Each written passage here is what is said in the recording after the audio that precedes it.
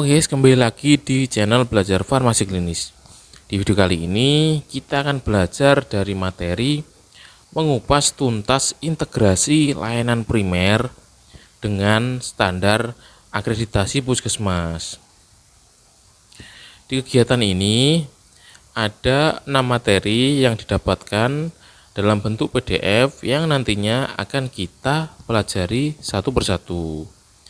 Untuk materi pertama ini disampaikan oleh Dr. Andes Sarwijan, Magister Kesehatan ya, dari Adinkes. Materi pertama ada 27 halaman atau slide, di mana untuk judul materinya adalah regulasi terbaru ILP di puskesmas.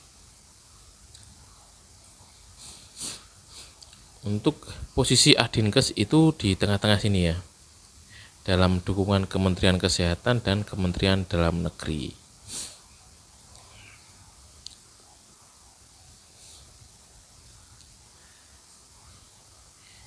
Ini masih materi seputar data-data.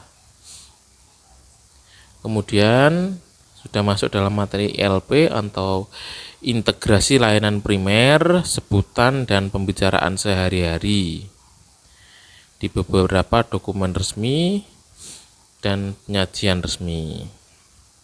Apa sih yang berubah atau yang bertransformasi?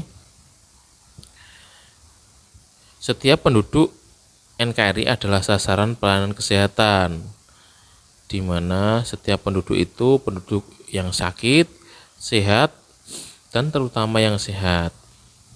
Bergeser dari fokus program-programku saja untuk mengenai sasaran ini ke fokus sasaran. Jadi fokusnya itu dalam bentuk sasaran ya, fokusnya ke sasaran bukan fokus ke program. Sasaran mengikuti siklus hidup dari kehamilan, SD sampai dengan lansia bahkan meninggal. ILP sebagai kereta dan penumpangnya adalah program. Jadi keretanya itu dalam bentuk ILP, program-program ada di dalam ILP. Konsep kereta dan penumpang, rakyat tetap sehat dan menjadi sehat. Di setiap penduduk dijangkau oleh posyandu. Datang ke posyandu, didatang ke RT, 4 kader dengan 25 kompetensi, tuntas oleh posyandu atau bisa rujuk ke pustu. Untuk penduduk tertentu dijangkau oleh pustu, rujukan posyandu ke pustu, kemudian rujukan posyandu didatangi ke RT. Tuntas oleh pustu, apabila tidak tuntas oleh pustu dirujuk ke puskesmas. Begitu pula dengan penduduk tertentu dijangkau oleh puskesmas, rujukan pustu ke puskesmas, rujukan pustu ke RT. Apabila di puskesmas sudah tuntas, apabila belum tuntas dirujuk ke rumah sakit umum daerah untuk ditangani atau dirujuk balik dengan SOP untuk yang bersangkutan. Kemudian untuk penumpangnya TB, semua ODT orang dengan tuberkulosis harus ditemukan di antara OTT orang terduga TB oleh kader posyandu dan di rumah tangga kader dengan 25 kompetensi tadi ya. Semua OTT dirujuk dari posyandu dirujuk ke pustu ya. Nanti untuk pustu dirujuk ke puskesmas. Semua ODT adalah OTT yang ditegakkan diagnosanya oleh puskesmas. Jika hasilnya negatif dikembalikan atau dirujuk balik plus nasihat PHBS perilaku hidup bersih sehat atau dirujuk horizontal untuk kemungkinan diagnosa lain.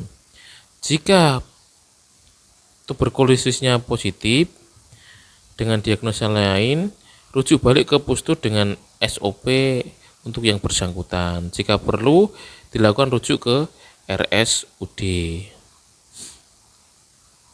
Kemudian syarat-syarat ILP ini Dari mulai konsepnya ya, pemahaman tentang ILP yang dijelaskan tadi, di mana ILP itu keretanya, program-program itu penumpangnya.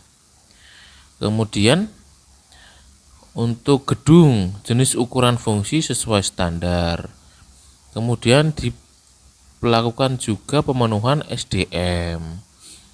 Kemudian pemenuhan alat,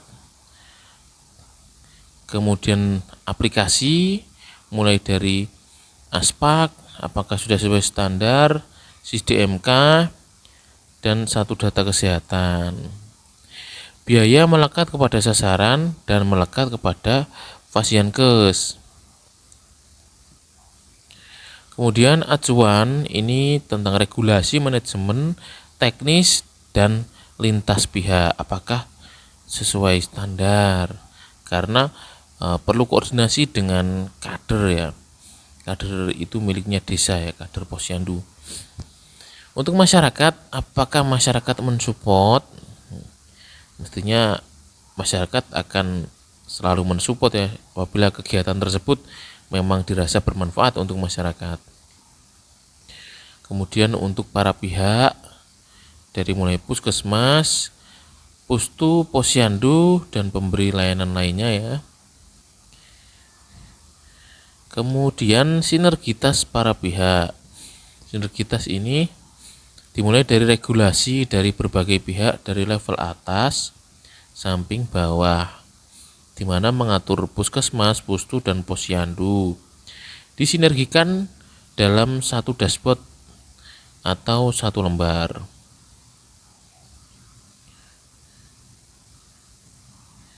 Untuk peraturan perundangan terkait ILP, ini sudah pernah kita pelajari ya, tentang petunjuk teknis integrasi layanan kesehatan primer.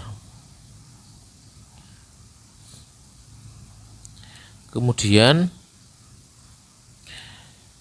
perubahan atas Kemenkes nomor HK tentang standar peralatan dalam rangka penguatan pelayanan kesehatan primer pada puskesmas, unit pelayanan kesehatan di desa atau kelurahan, dan pos layanan terpadu.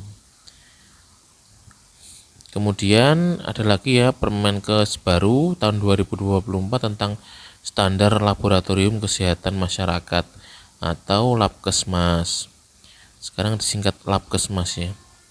Kemudian aplikasi untuk menunjang sarana prasarana dan alat kesehatan itu masuk dalam Permenkes nomor 31 tahun 2018 atau disingkat ASPAK.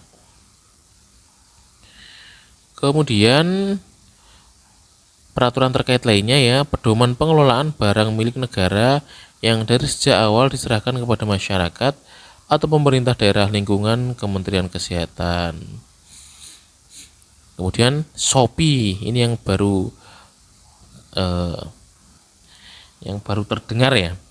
Biasanya kan kalau kita menyebut Shopee itu Shopee belanja online nih. Ini Shopee itu untuk yang peraturan ini, Shopee adalah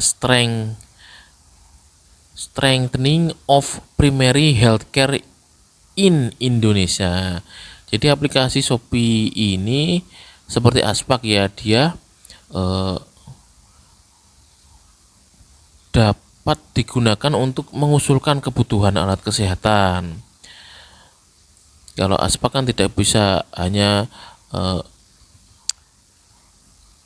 mengusulkan, ASPAK itu untuk mencatat ya. Kalau Shopee ini bisa digunakan untuk mengusulkan alat kesehatan dan langsung dipantau oleh pusat. Ya sudah selesai untuk materi pertama ya. Materi pertama dari materi Bapak Dr. Andres Sarwijan. Baik, selesai sudah belajar kita kali ini. Kita ketemu di video berikutnya. Salam belajar farmasi klinis. Semangat belajar.